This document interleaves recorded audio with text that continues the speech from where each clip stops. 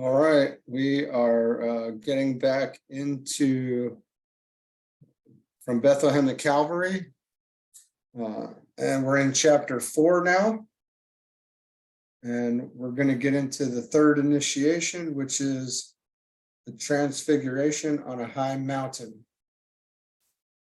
And it starts off with, Arjuna said, "The word which thou hast spoken through love of me, the supreme mystery named the Oversoul, through it my delusion is gone. For the birth and the passing of being have been heard by me at length from thee, whose eyes are lotus petals, and have heard also of the great spirit which passes not away. So I would see that self as it has been spoken by thee, mighty Lord, that divine form of thine, O best of men. If thou thinkest it can be seen by me, Lord, Master of union, then reveal to me the self everlasting." And that's from the Bhagavad Gita. So the third initiation, chapter 4, the Transfiguration on a high mountain. Another period of service is ended. Christ faced another interior crisis, and this time, according to the story, one which he shared with his three favorite disciples, the three people closest to him. His demonstrated self-control and henceforth his immunity from temptation, as we can understand it, had been succeeded by a period of intense activity. He had also laid the foundation of the kingdom of God, which it was his mission to found, and whose inner structure and skeleton outline were built upon the 12 apostles, the 70 disciples who he chose and trained, and the group of men and women everywhere which responded to his message. So it was built upon the 12 apostles and 70 disciples and those who could hear his message. These initiations, to which he subjected himself on our behalf, and to which we may all in due time aspire, constitute in themselves a living synthesis of revelation, which it may profit us to study before we consider the detail of the stupendous revelation which was accorded to three apostles on the mountaintop. Three of these crises are perhaps of greater significance than has hitherto been grasped by humanity, which is prone to lay the emphasis mainly upon one of them only, the crucifixion. So the crucifixion obviously being very important, but leading up to it and all the things done were also important. One wonders sometimes whether the other tremendous experiences through which Christ passed would have been relatively overlooked in favor of the crucifixion had the epistles never been written, and had we only the gospel story upon which to base our Christian belief. This is a point to consider and worthy of serious speculation. The bias thrown on Christian theology by St. Paul has perhaps overbalanced the structure of the presentation of Christ as we were meant to get it. The three initiations which, in the last analysis, may mean the most to the seeker after truth and the birth into the kingdom, that august moment when the entire lower nature is transfigured and one realizes the fitness of God's sons to be citizens of that kingdom, and the final crisis wherein the immortality of the soul is demonstrated and recognized. The baptism and the crucifixion have other values, emphasizing as they do purification and self-sacrifice. This may surprise the reader in that it seems to belittle the Christ, but it is profoundly necessary for us to see the picture as the Gospels present it, uncolored by the interpretation of a latter Son of God no matter if brilliant and sincere as was St. Paul, I'm sorry, that's the end of that sentence, uncolored by interpretation of a latter Son of God, no matter if brilliant and sincere as was St. Paul. In dealing with the subject of deity, we have always been told that we know God through his nature, and that nature is spirit or life, soul or conscious love, and form intelligently motivated, life, quality, and appearance. These are the three major aspects of divinity, and we know no others. But that does not mean that we shall not contact other aspects when eventually we provide the mechanism of knowledge and the intuition to penetrate deeper into the divine nature.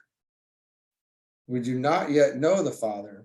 Christ revealed him, but the Father himself remains as yet behind the scenes, inscrutable, unseen, and unknown, except as he is revealed through the life of his sons and by the revelation given peculiarly to the Occident by Jesus Christ.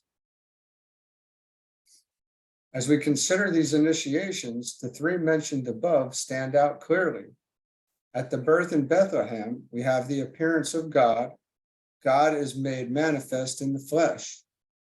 At the Transfiguration, we have the quality of God revealed in its transcendent beauty, whilst at the resurrection initiation, the life aspect of divinity makes its presence felt.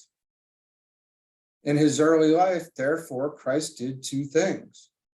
He revealed the triple nature of deity in the first, third, and fifth initiations.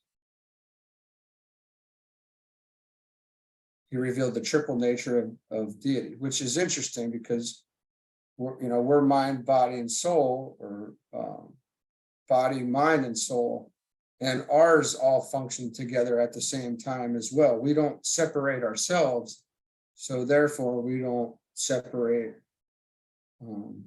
God. He demonstrated the expansions of consciousness which come when the requirements are duly met: purification and self-sacrifice. In these 5 episodes, the whole story of initiation is told.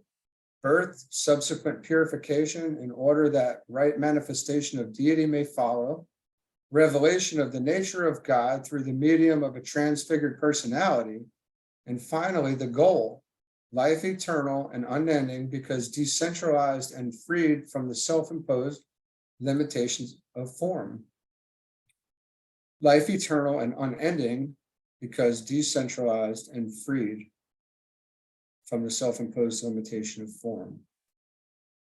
And self-imposed limitation of form is something very deep as well. And that's heavily discussed in the Hindu and Buddhist and other, if you've ever listened to or read Rumi or them,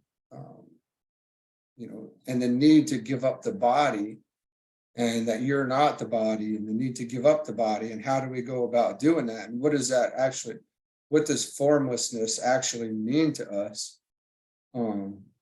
These are very deep things and can really only be understood by somebody who's made it to the Transfiguration initiation, right? Or the Transfiguration on a high mountain. So that's very interesting. And why is it self-imposed? And I think Buddha, Gautama Buddha would say something like, we're suffer because we desire, right? These 3 major initiations, the first, third, and fifth, constitute the 3 syllables of the Word made flesh. That's very interesting as well.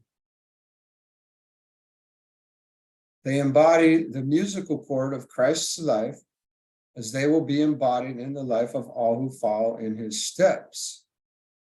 Through reorientation to new modes of living and of becoming or of being, we pass through the necessary stages of adaptation, of the vehicles of life up to that mountaintop where the divine in us is revealed in all its beauty. Then we pass to a joyful resurrection and to that eternal identification with God, which is the everlasting experience of all who are perfected. We might depict the process as follows. The first initiation, the new birth, initiation, beginning, and appearance. The third initiation is transfiguration, revelation, transition, and quality. And the fifth initiation being resurrection, completion, consummation, and life. And again in the blue books or the ageless wisdom, you see, or we see, appearance, quality, and life come up quite often. This is the first of the mountain experiences. We have had the cave experience and the stream initiation. Each of them has done its work, each revealing more and more divinity in the man, Christ Jesus. The experience of Christ, as we have been seeing, was to pass from one process of at-one-ment to another.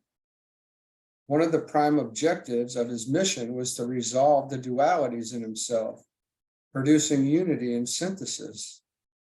What are these dualities which are to be resolved into unity before the spirit and man can shine forth in its radiance? We might list 5 of them in order to gain an idea of what must be done and in order to understand the magnitude of Christ's achievement. Transfiguration is not possible until these unifications have been made. So this is something to probably, sit at the edge of our seat about here, because this directly involves all of us. First, man and God must be fused and blended into one functioning whole. God made flesh must so dominate and control the flesh that it constitutes no hindrance to the full expression of divinity. Such is not the case with the average man. With him, divinity may be present, but it is deeply hidden. However, today, through our psychological investigations, much is being discovered as to this higher and lower self and the nature of that which is called at times the subliminal self is emerging through a study of the reactions of the outer active self to the activities of that inner subjective guidance. That man is dual has been recognized everywhere, and this in itself presents a problem with which psychologists are constantly confronted. So I think, we're basically talking about the fact that we know that we have our angel sitting on one side and the devil sitting on another side of our shoulder. That's been depicted in many cartoon. This is known. Personalities seem to function in a split manner. People are distraught because of this cleavage, which is certainly true. We hear of multiple personalities and the necessity for integration, for coordination of the different aspects of man, and the fusing of his nature in one functioning whole becomes more and more urgent. The recognition of man's reach and the constant pull of the world of transcendental values have produced an acute problem for the world. The primitive and the transcendental, the outer conscious of man and the inner subjective subliminal man, the higher and the lower self, the personality and the individual, the body, the soul and the body. How are these to be reconciled? I have something to say there. I think it's obvious, we do things sometimes throughout this life that we don't really know why we did it. Or you get, you drink alcohol or something of that nature that alters the mind because you have that desire. But then when you're completely sober and shake off the wine, then there's a feeling of guilt there. And we had done things that we wouldn't really ever do because we succumbed to desire, right? And then we pay the the price for it. Of the higher values, man is ceaselessly conscious. Of the man who wills to do good, and of the nature which in opposition causes him to perform evil, all the saints testify. So this is nothing new. It's completely natural. We shouldn't be too hard on ourselves. It's really when we start to recognize these things that we can begin to work on them and be aware of them and watch ourselves, and then begin to make the changes. Right? The entire human family today is split on the rock of duality. Either the personality is dual and therefore unmanageable, or groups and nations are divided into opposing camps. And again, duality merges in intense dynamic difficulty. And obviously we see that spread through politics and everywhere. There's the separation, there's the dark and the light, there's the red and the blue, there's this team versus that team, and my team versus your team, or my sport versus your sport, or my brand versus your brand, and these things are super apparent, right? But we can recognize that as really unnecessary and not something that we need to be involved with.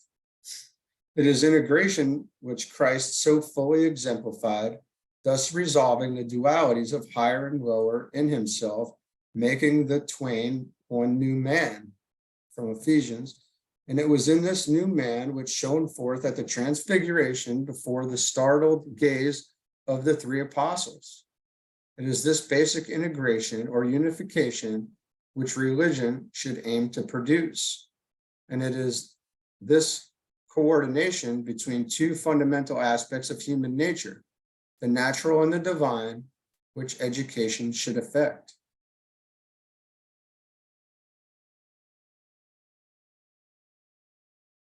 Yeah, I mean, you can't make it much more simple. There's the two aspects, the natural and the divine. And it's interesting because if you listen to some Imagine Dragons, for instance, and it just sticks out right away. He says, I'm 50% diseased. So, we understand these things. He says that in one of his songs. I don't remember which one, but this problem of the two selves, which Christ so strikingly synthesized in himself, is the strictly human problem. The secondary self, in contradistinction to the divine self, is a fact in nature. However, we may try to evade the issue and refuse recognition of its existence, which I think that's been many of our, I don't want to say everyone because that would be, crazy to say, but I think a lot of us have we've tried to evade the issue, and we do refuse recognition of its existence, of our divinity, and I guess that's probably just because we weren't prepared yet, and our dweller on the threshold is still, well, it's not even the dweller on the threshold, potentially it's really just our desired nature and our natural man. The natural man exists as does the spiritual man. And in the interaction of the two, the human problem is focused. Man himself makes this clear. And speaking of man, Dr. Bassanquet says that his innate self-transcendence, his ineradicable passion for the whole, makes it inevitable that out of the superfluity, which he cannot systematize under the good, he will form a secondary and negative self, a disinherited self, hostile to the imperative domination of the good, which is, ex hypothesis, only partial. And this discord is actually necessary to the good, for it sets its characteristic problem, the consequent of the bad, and the good is necessary to the evil, For beyond rebellion against the good,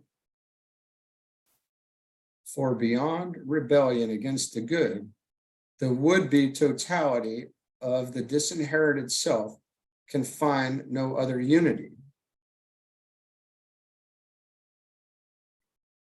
So we have to experience this in order to understand the divine nature. We have to rebel, in a sense, against it in order to understand it. And it's, there's a lot of polarities working together and merging, and there's a lot going on there, surely. And it's quite understandable and logical when we think about it.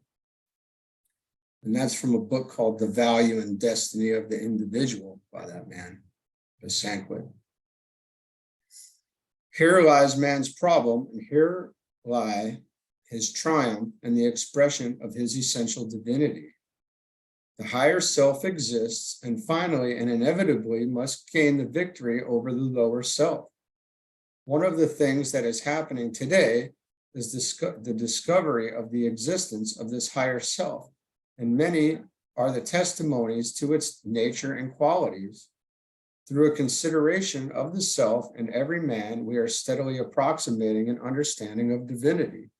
And this does not, none of it happens very quickly. So, and that's one of the lessons I think we learn pretty early on. That's, is patience. And it's not just patience, it's just knowing that things take time in time and space. And we want them to happen very quickly. But that's just not the reality. We have to we have to come to terms with that, this integration does in fact take a good amount of time and focus and work from both ends. It's not just coming from above and then that's it. There's work below that reaches up, and there's work above that reaches below and meets. It's not one way or the other. It's both, and we see that just in the last paragraph, right, where we had just basically talked about that exact thing. Behind the manifestation of Jesus Christ lay aeons of experience. So again, by the time we start reading these books, we can probably assume that we've been at this for quite a while. God had been expressing himself through natural processes, through humanity as a whole, and through specific individuals as the ages slipped away. Then Christ came, and in process of time, as a definite fulfillment of the past and as a guarantee of the future, he synthesized in himself in one transcendent personality, and all that had been achieved and all that was immediate in human experience. It's a culminating event. This is a culmination of much work, and it, the grasp of this seems much easier when we allow and include reincarnation. That's something that we learn, pretty early on. But again, if that's not something that we allow, there's really not an understanding that can come, because it's obviously we're never going to get there in one life. So that jump, that bridge is necessary to grasping, I don't want to say grasping, but feeling eternity and knowing that we're eternal, and one life is just one drop in the ocean. The drop merges with the ocean at some point, though, right?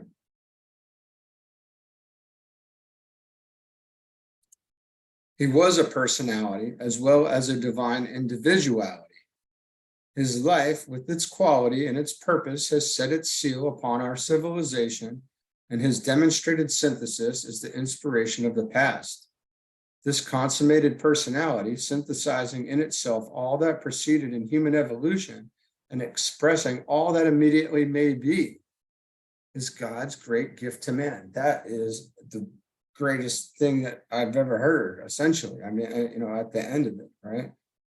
This consummated personality, synthesizing in itself all that proceeded in human evolution and expressed all that immediately may be to the greatest extent possible at the particular time, is God's great gift to man.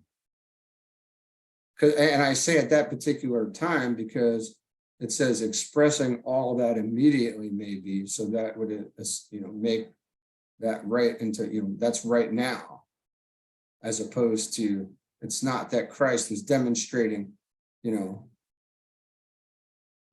way out, being way out in the future. He was showing us what our potential is. Christ as the personality that healed the division in human nature, and Christ as the synthesis of the higher and lower aspects of divinity, is the glorious heritage of mankind today. This is what was revealed at the Transfiguration.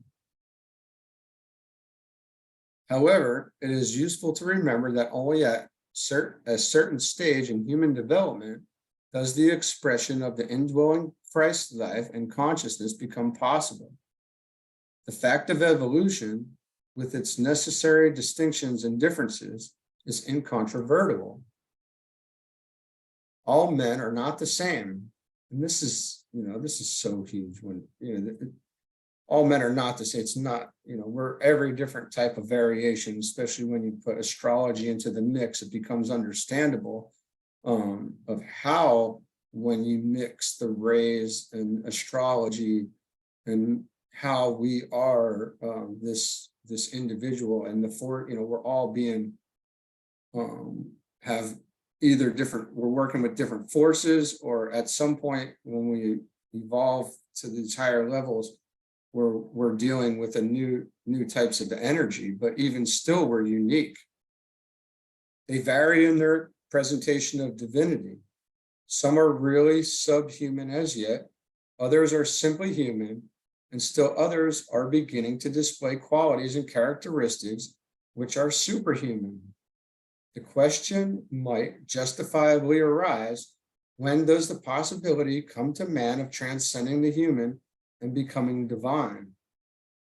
I just want to hit on that point real quick, though, as others are simply human, others are beginning to display qualities and characteristics which are superhuman, and subhuman, all these different variations.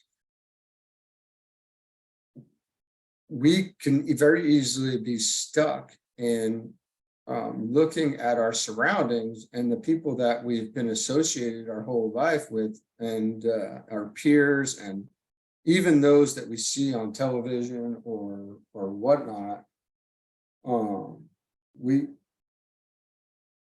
We don't see ourselves or all of us being different.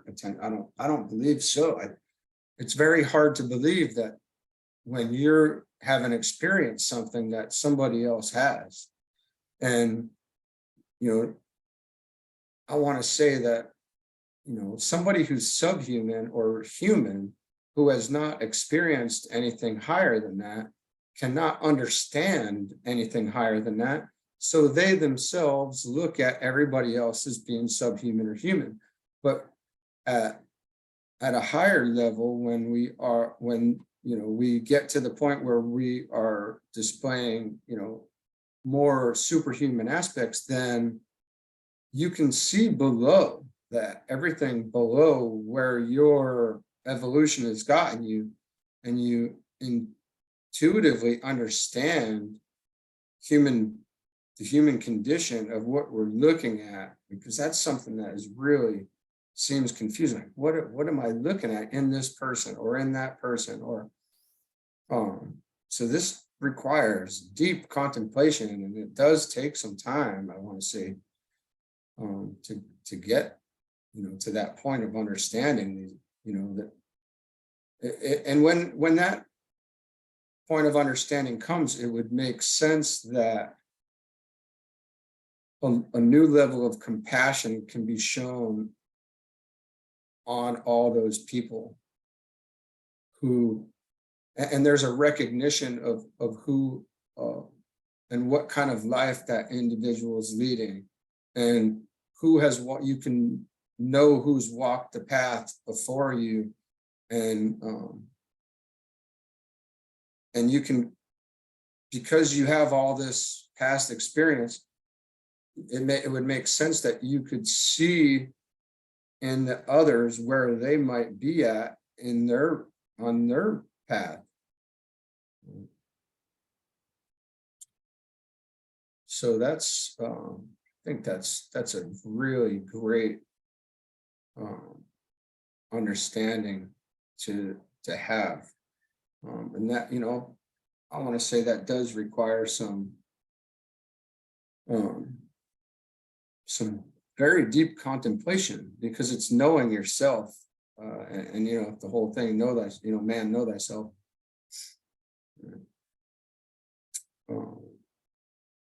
The question might justifiably arise: when does this possibility come to man of transcending the human and becoming divine? Two factors will at that time control. He will have transcended the emotional and physical nature, and entering the realm of thought, he should be responding in some way to ideals as they are presented to him by the thinkers of the world. And that would allude to having, moved past the second initiation, which is the emotional astral plane. With that being behind you, you're now in the stream of the mind and of knowable things, I think, as Patanjali calls it.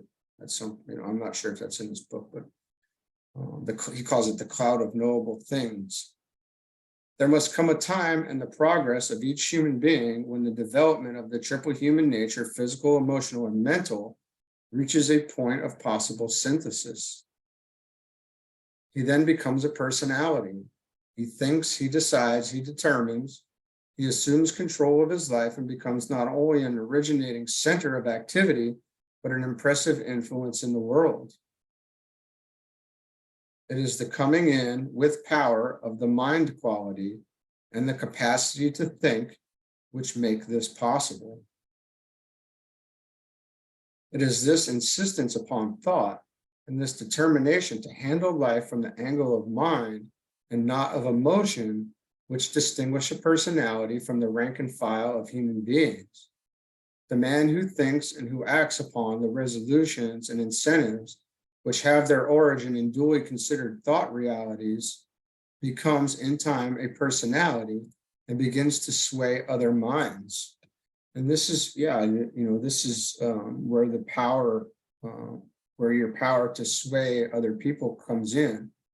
And at this point, we're moving past the potential of, I guess we're at a point where, selfishness versus unselfishness comes into play on how you are swaying these minds and what you're doing with that ability. Because at some point, I think, and I've read that you in your being that you can, ultimately, because you understand human beings so well, you can manipulate human beings very easily and get what you want, or you can use it to aid in the plan. He exercises a definite influence upon others, yet overseeing the personality is the inner spiritual man, which we might call the individual. It is here again, which I'm assuming that is much deeper than we can grasp right now, but it is here again that Christ achieved success, and the second duality, which he so significantly resolved, is that of the personal self and the individuality. The finite and the infinite must be brought into a close relation. This Christ demonstrated in the Transfiguration when, through the medium of a purified and developed personality, he manifested the nature and the quality of God. The finite nature had been transcended and could no longer control his activities. He had passed in his consciousness to the realm of inclusive realization and the ordinary rules governing the finite individual, with its petty problems and its small reactions to events and persons, could no longer influence him nor determine his contact. He had achieved contact with that realm of being in which there is not only understanding, but peace through unity.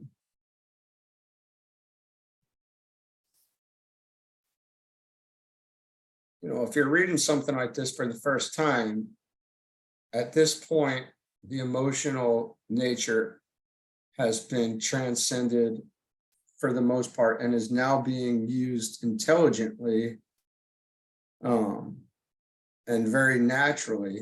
It drops below the threshold is what it's called, but you're expressing your emotions in an intelligent way at this point, and that's the key. If we're still having emotional responses to things, then that's a clue for us to take a look at, why we have those responses, right?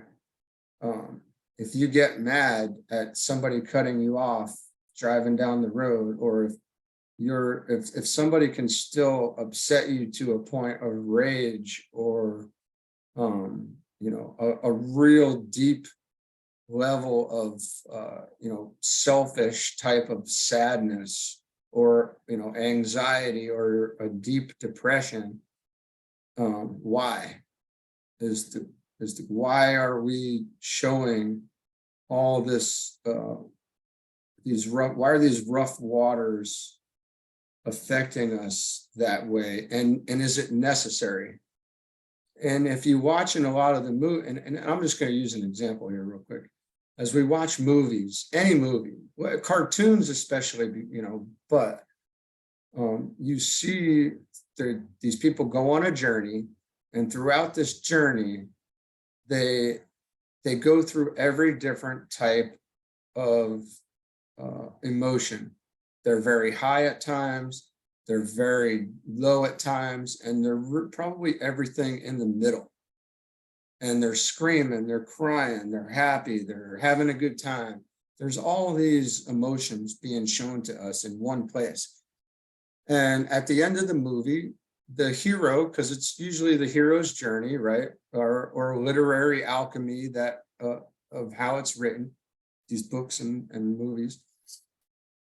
The hero generally triumphs in some way or another.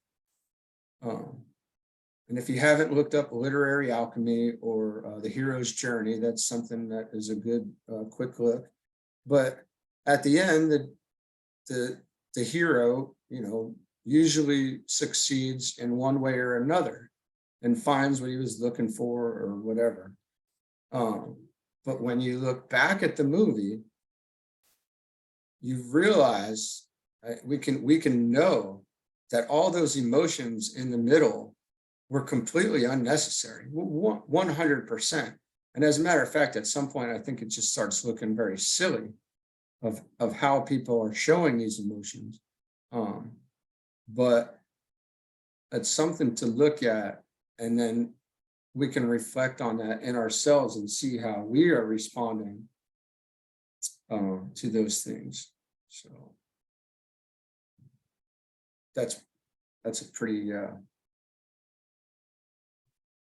interesting deal. Emotions are not really as necessary. They should be used intelligently, just like the body should be used intelligently. And then after that, we're learning, and during and afterwards, we're really learning to grab hold of the mind and use the mind intelligently. And that is very deep and takes much work. And that's what we're talking about at this point.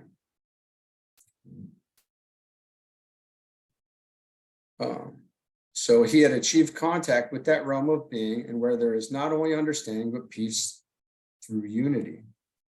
Rules and fixations and considerations Christ had surmounted, and consequently he functioned as an individual, not as a human personality. He was governed by the rules which control in the realm of the spirit, and it was this which the three apostles recognized at the Transfiguration, and which led to their submission to him henceforth as the one who represented to them divinity. Christ, therefore, at the Transfiguration, unified in himself God and man. His developed personality, blending with his individuality, he stood forth as the perfect expression of the uttermost possibility to which humanity could aspire. The dualities of which mankind is so distressingly the expression met in him and resulted in a synthesis of such perfection that for all time he determined the goal of our race.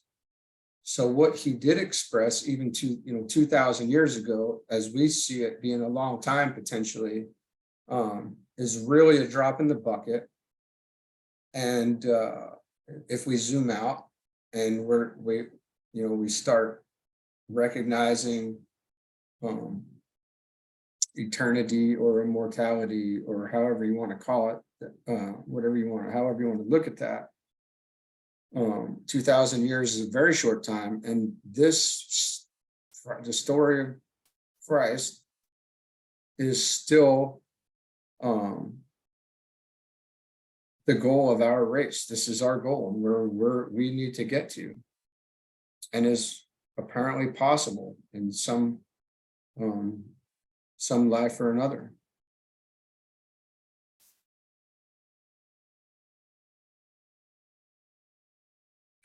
There is still higher synthesis, and this Christ also summarized in himself, the synthesis of the part with the whole of humanity with the ultimate reality. Man's history has been one of development from the state of mass unconscious reactions to that of a slowly recognized group responsibility.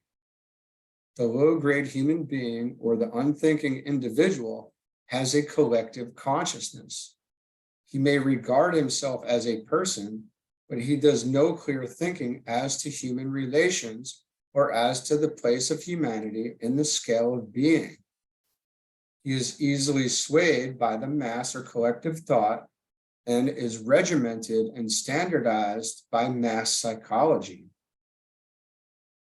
I think we can all recognize that at this point, that this is very much the case. And nobody, we can recognize this, and the honest thing about it is no one at that level is going to even be listening to this yet. Not yet. So if we've gotten to this point, we should very easily recognize it now. He moves in rhythm with the mass of men. He thinks as they think, if he thinks at all. He easily feels as the mass feels, and he remains undifferentiated from his kind. So, he has not yet expressed his, any sort of individuality.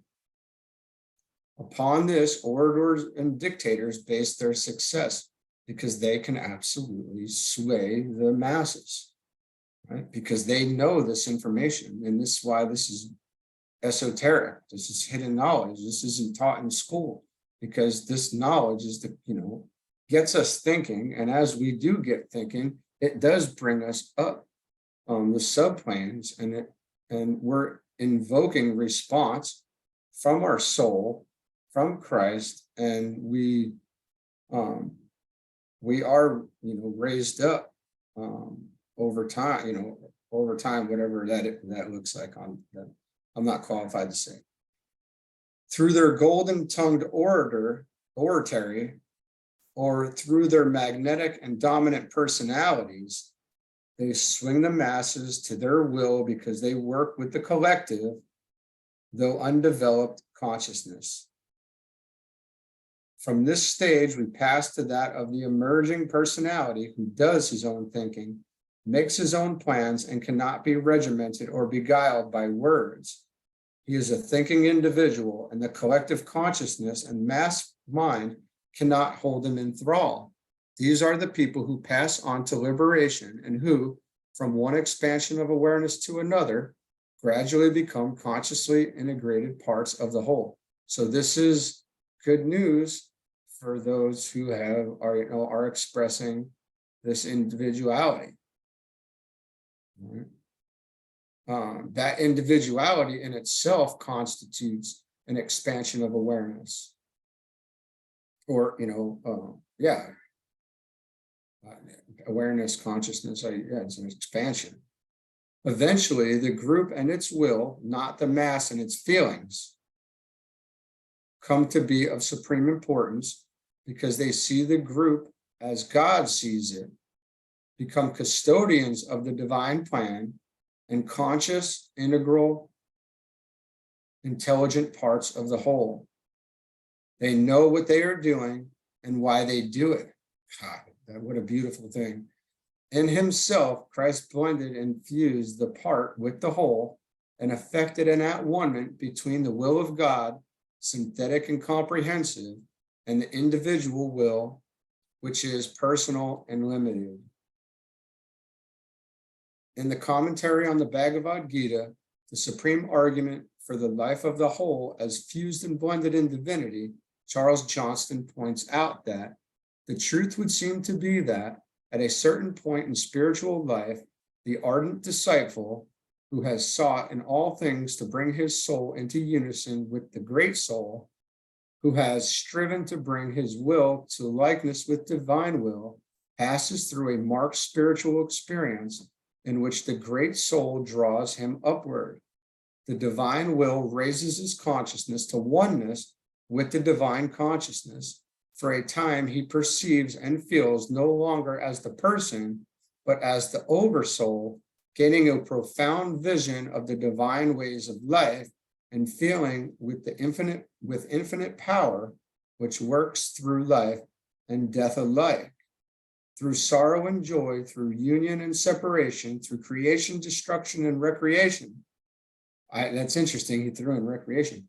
The awe and mystery which surround that great unveiling have set their seal on all who have passed through it. This realization is far from the average man and still further from the undeveloped. So again, this is showing us, we're looking at things. This is a long road. Right? The divine is the whole, informed and animated by the life and will of God, and in utter self-surrender, and with all the power of his purified nature and his divine understanding and wisdom, Christ blended in himself the collective consciousness, the human realization, and the divine totality. Someday we shall understand this more clearly. Thank God. It is as yet something which we cannot grasp unless for us the transfiguration is a reality and not a goal. So at the transfiguration, there is much to be understood and learned, and the masters call it really the first initiation, even though it's the third. It's the first significant. It's the first significant initiation because the body, emotions, and mind have all been brought into alignment, and the soul and soul expression, I guess. I'm going to stop it there for today, and we shall pick back up hopefully tomorrow. We shall see. But thank you. Have a good night.